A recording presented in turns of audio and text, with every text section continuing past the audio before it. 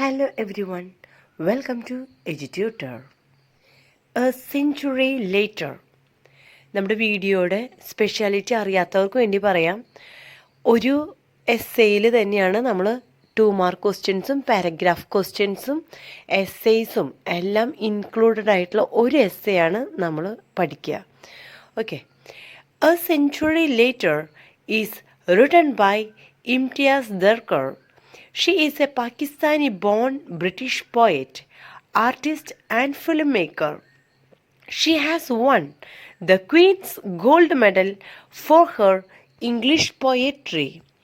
She writes about social justice, identity and culture.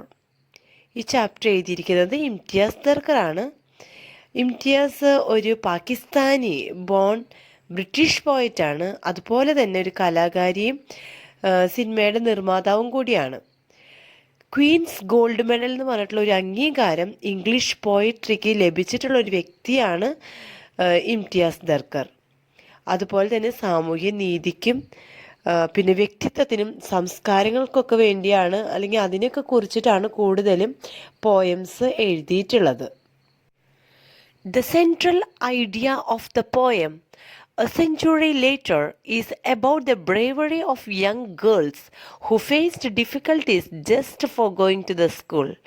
There were a number of problems for girls to get education, but they fought for their rights. ഇതിൽ പറയുന്നത് ചെറിയ പെൺകുട്ടികളുടെ കുറിച്ചിട്ടാണ്, അവരുടെ ബുദ്ധിമുട്ടുകളെ കുറിച്ച്.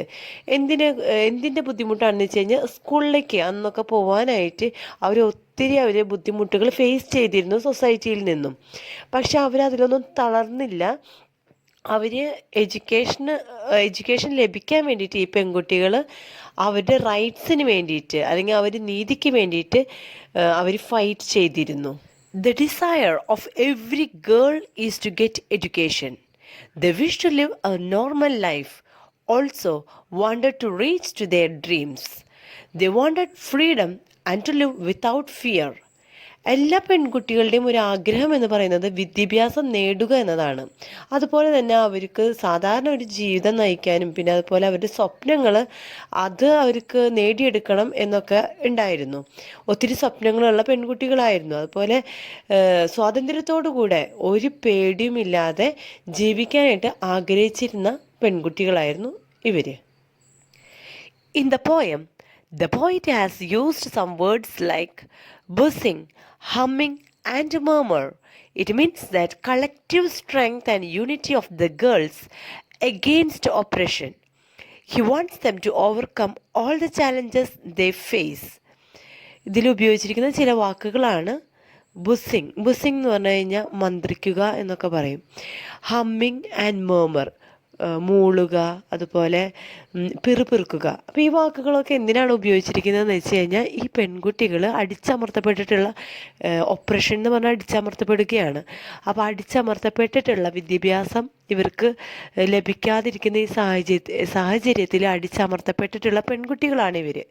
അപ്പോൾ ഇവർ ഒറ്റക്കെട്ടായി നിന്നിട്ട് സ്റ്റാൻഡിങ് യുണൈറ്റഡ് ആണ്. എന്ന് വെച്ച് കഴിഞ്ഞാൽ ഒറ്റക്കെട്ടായി നിന്ന് ഈ ഓപ്പറേഷന് എതിരെ ഇവർ നിൽക്കുന്ന ഒരു സാഹചര്യമാണ്. അതുപോലെ തന്നെ പോയിറ്റിന് ഇവരൊക്കെ ഈ ചാലഞ്ചസസ്, ഈ ഡിഫിക്കൽട്ടീസ് അല്ലെങ്കിൽ ബുദ്ധിമുട്ടുകൾ ഇവർ ഫേസ് ചെയ്യുന്നത് ഓവർകം ചെയ്യാൻ ആഗ്രഹിക്കുന്ന ഒരു വ്യക്തിയാണ് ഈ പോയിറ്റ്. The poet in the poem advises the girls to be strong. He says to fight for education. The poet wants the girls to be united. They should get a better future. They should achieve their dreams. നമ്മൾ നേരത്തെ പറഞ്ഞതുപോലെ തന്നെ പോയിറ്റിൻ്റെ ഒരു ആഗ്രഹമാണ് പെൺകുട്ടികളൊക്കെ strong ആയിട്ട് ഒറ്റക്കെട്ടായിട്ട് നിൽക്കുക എന്നത്. എന്തിനാണെന്ന് വെച്ച് കഴിഞ്ഞാൽ വിദ്യാഭ്യാസത്തിനെതിരെ ഫൈറ്റ് ചെയ്യാനായിട്ട്. അതുപോലെ തന്നെ അവർക്കൊരു നല്ല ഫ്യൂച്ചർ ഉണ്ടായിരിക്കണം. അവർക്കൊക്കെ ഒത്തിരി ഡ്രീംസുകളുള്ള പെൺകുട്ടികളാണ്. എല്ലാവരും അവരുടെ ഡ്രീംസ് അല്ലെങ്കിൽ സ്വപ്നങ്ങളിൽ എത്തിച്ചേരണം എന്നാഗ്രഹിക്കുന്ന ഒരു വ്യക്തിയാണ് പോയിറ്റ്. Malala Yousafzai is a Pakistani girl. She was shot in the head by the Taliban in 2012 because she was advising girls for education. Even after the attack, Malala continued to speak out for the rights of education. Malala's story is about girls. It's about the importance of education. It speaks about the courage. It also speaks about the achievement of dreams. It is also an inspiration for the determination of what we believe in. Malala യൂസഫ്സൈനെ അറിയാത്തവരായിട്ട് ആരും ഉണ്ടായിരിക്കില്ല. ഒരു പാകിസ്ഥാനി ഗേളാണ്. അവൾ വിദ്യാഭ്യാസത്തിന് വേണ്ടിയിട്ട് ഒത്തിരി fight ചെയ്തിട്ടുള്ള ഒരു വ്യക്തിയും കൂടിയാണ്. 2012 താലിബാനിൽ വെച്ചിട്ട് അവളുടെ ഹെഡിൽ എന്താ പറയുക ഒരു വെടി ഏറ്റ് മുറിവ് വന്നിട്ടുള്ള ഒരു വ്യക്തിയായിരുന്നു. എങ്ങനെയോ രക്ഷപ്പെട്ടു. ആ രക്ഷപ്പെട്ടതിന് ശേഷവും ഒട്ടും തന്നെ പേടിക്കാതെ പിന്നെയും എഡ്യൂക്കേഷന് വേണ്ടിയിട്ട്, റൈറ്റ്സ് ഓഫ് എഡ്യൂക്കേഷൻ, അതിന് നീതിക്ക് വേണ്ടിയിട്ട് ഫൈറ്റ് ചെയ്തിട്ടുള്ള ഒരു വ്യക്തിയും കൂടിയാണ് മലാല. മലാലയുടെ സ്റ്റോറി എന്ന് പറയുന്നത് പെൺകുട്ടികൾക്ക് വേണ്ടി ജീവിച്ച ഒരു വ്യക്തി, അല്ലെങ്കിൽ എഡ്യൂക്കേഷന് വേണ്ടി ജീവിച്ചിരുന്ന ഒരു വ്യക്തിയായിരുന്നു. ഒത്തിരി കറേജ് അല്ലെങ്കിൽ ധൈര്യമുള്ള ഒരു വ്യക്തിത്വമായിരുന്നു മലാലയ്ക്ക് ഉണ്ടായിരുന്നത്. എടുത്തു പറയുകയാണെങ്കിൽ സ്വപ്നങ്ങളൊക്കെ, ഈ പെൺകുട്ടികളുടെയൊക്കെ സ്വപ്നങ്ങൾ സാക്ഷാത്കരിക്കാനായിട്ട് ഒത്തിരി കാര്യങ്ങൾ ചെയ്തിട്ടുള്ള ഒരു വ്യക്തിയാണ്. നമുക്കൊക്കെ ഒരു ഇൻസ്പിറേഷനാണ്. നമ്മൾ എന്തെങ്കിലുമൊക്കെ ആഗ്രഹിക്കുന്നുണ്ടെങ്കിൽ, അതിലോട്ടൊക്കെ എത്തിച്ചേരണമെങ്കിൽ നമ്മൾ ഒത്തിരി ഡിറ്റർമൈൻഡ് ആയിട്ട് വർക്ക് ചെയ്യണം എന്നുള്ള ഒരു ഇൻസ്പിറേഷൻ്റെ ഒരു വലിയ ഭാഗമാണ് Malala Yousafzai. The poet compares girls to the soldiers to show their bravery and the challenges of life. In the poem, going to the school is like going to the battlefield with lots of risk. This comparison is made for the girls because even though they are stepping into a dangerous place, they are brave to go ahead. Here, it is understood that though they are aware of the difficulties in getting education, yet they pursue in order to achieve their dreams and to be educated. ഇവിടെ പോയിട്ട് ഈ പെൺകുട്ടികളെ സോൾജിയേഴ്സായിട്ട് അല്ലെങ്കിൽ പട്ടാളക്കാരായിട്ടാണ് ഒരു comparison നടത്തുന്നത്. പട്ടാളക്കാരുടെ പ്രത്യേകം നമുക്കറിയാം, അവർ വളരെയധികം ധൈര്യമുള്ള വ്യക്തികളാണ്. എന്ത് ചാലഞ്ചസും ജീവിതത്തിൽ എടുക്കാൻ തയ്യാറായിട്ടുള്ള വ്യക്തികളാണ്. ഇതുപോലെ തന്നെയാണ് ഈ പെൺകുട്ടികളും.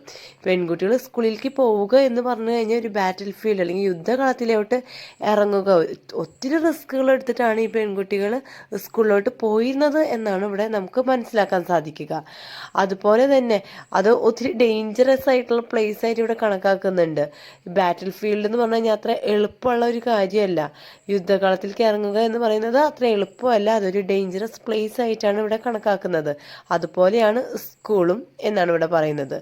പിന്നെ ഒത്തിരി ബുദ്ധിമുട്ടുകൾ ഇവിടെ അനുഭവിച്ചെങ്കിൽ പോലും ഈ പെൺകുട്ടികൾ സോൾജേഴ്സിൻ്റെ പോലെ തന്നെ അവർക്ക് ബുദ്ധിമുട്ടുകളുണ്ടെങ്കിലും അവർ ബാക്കിലോട്ട് തിരിഞ്ഞ് നോക്കാതെ മുന്നിലോട്ട് തന്നെയാണ് അവരുടെ ജീവിതം പോയിക്കൊണ്ടിരിക്കുന്നത്. കാരണം അവർക്കൊക്കെ ഓരോ ഡ്രീംസ് ഉണ്ട്, അവരത് അച്ചീവ് ചെയ്യാനായിട്ട് തയ്യാറാവുകയാണ്. ഇതുപോലെ തന്നെയാണ് ഓരോ പെൺകുട്ടികളും. ഒത്തിരി ബുദ്ധിമുട്ടുകളുണ്ടെങ്കിലും അവരുടെ ഡ്രീംസിന് വേണ്ടിയിട്ട് മുന്നോട്ട് പോവുകയാണ്. അവസാനത്തെ പാരഗ്രാഫ് എത്തി.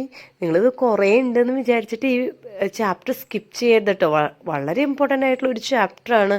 നോട്ട്ബുക്ക് എടുത്തിട്ട് ഈ ചാപ്റ്റർ വീഡിയോ പോസ് ചെയ്തിട്ട് ഇത് മൊത്തം എഴുതി വെച്ച് കഴിഞ്ഞാൽ ഇത്രയും തോന്നില്ല. ഇതിപ്പോൾ ഞാനിങ്ങനെ ടൈപ്പ് ചെയ്തിട്ടത് കൊണ്ടാണ് നിങ്ങൾക്ക് കൂടുതലായിട്ട് തോന്നുന്നത്. സ്കിപ്പ് ചെയ്യരുത് കേട്ടോ. ഇത് നല്ലൊരു എന്താ പറയുക, ഇമ്പോർട്ടൻ്റ് ആയിട്ടുള്ളൊരു ചാപ്റ്ററാണ്. Okay, there are things that can be done for the improvement of the situation of girls. First, the girls should feel safety in the school. They should not face any violence.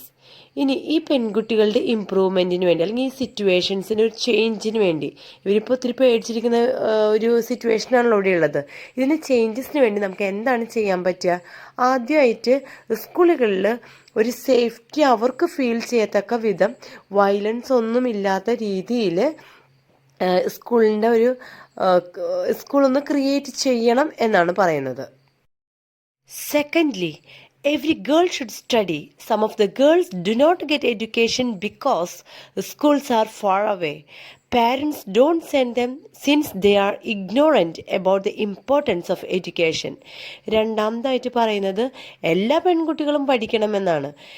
ചില പെൺകുട്ടികളൊക്കെ സ്കൂളിലേക്ക് പോകാതിരിക്കുന്നത് school വളരെ ദൂരെ ആയതുകൊണ്ടും അതുപോലെ മാതാപിതാക്കൾക്ക് സ്കൂളിനെ അല്ലെങ്കിൽ വിദ്യാഭ്യാസത്തിനെ കുറിച്ച് അധികം മീൻസ് അവർ ഇഗ്നോറൻ്റ് ആണ്, അവർക്ക് അതിനെക്കുറിച്ച് കൂടുതലായിട്ട് അവർ ഇമ്പോർട്ടൻസ് കൊടുക്കുന്നില്ല എന്നതുകൊണ്ടുമാണ്.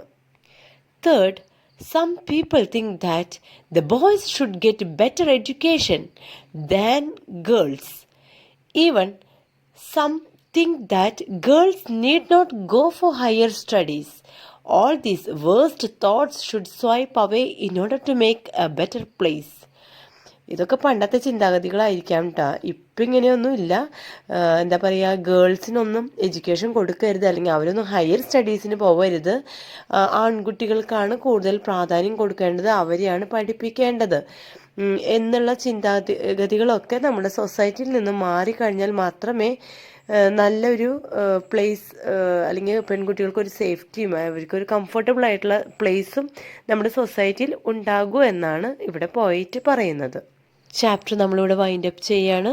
അപ്പോൾ താങ്ക്സ് ഫോർ വാച്ചിങ്. സബ്സ്ക്രൈബ് ചെയ്യാത്തവർ ദയവ് ചെയ്ത് സബ്സ്ക്രൈബ് ചെയ്ത് വീഡിയോ ലൈക്ക് ചെയ്യണം.